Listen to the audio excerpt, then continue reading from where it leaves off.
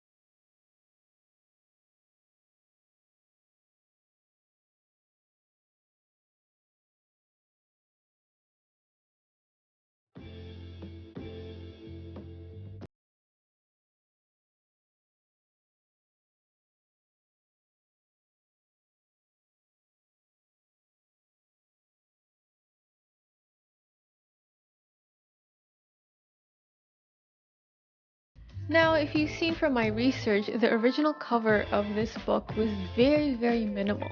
I mean, it looked nice for something very simple and minimalistic, but I feel like there's some zhuzh or something missing.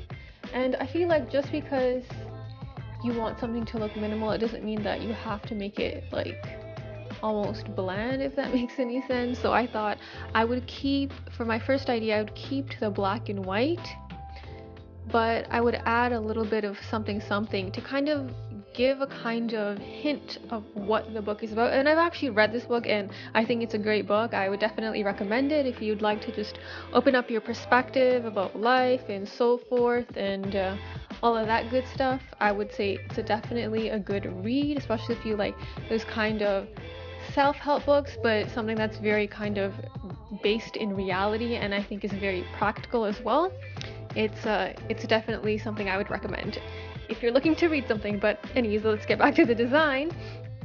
So yeah, that's why I wanted to kind of say something that said something more about the actual book itself, and it wasn't just like plain, serif text on just like a white background, which is why I emphasized on the change, because that is the emphasis of the book, changing your perspective, changing the way you see things. So I wanted to emphasize that and play around with the type a little bit and even have this kind of cool kind of line work that leads into the type and kind of gives it a kind of focus without it being super dramatic.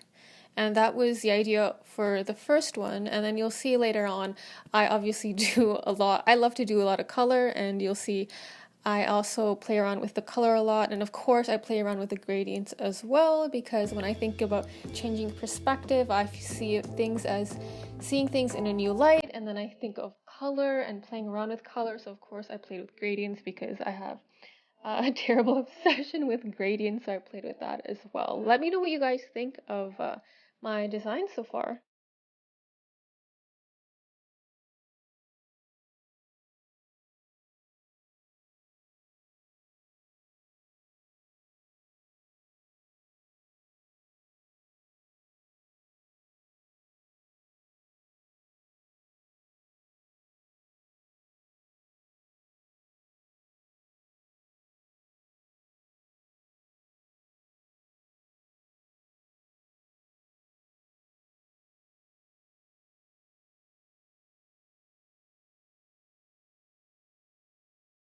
Now, of course, I went over the time. Now I'm starting to think of the time as just something to have, just to see what I come up with, and then once the timer is up, I can just, and not just me, but you guys as well, if you are joining me as well with this challenge, to just see what you come up with after the time is done, and then just go ahead and take the time to go and fix your designs. I feel like it's great to have that time as a challenge to see how you manage your time, but of course, if you want to get even more out of it, I would also suggest, if you have the time, to put more time into refining your designs and exploring even further, like I'm doing because I have the extra time to.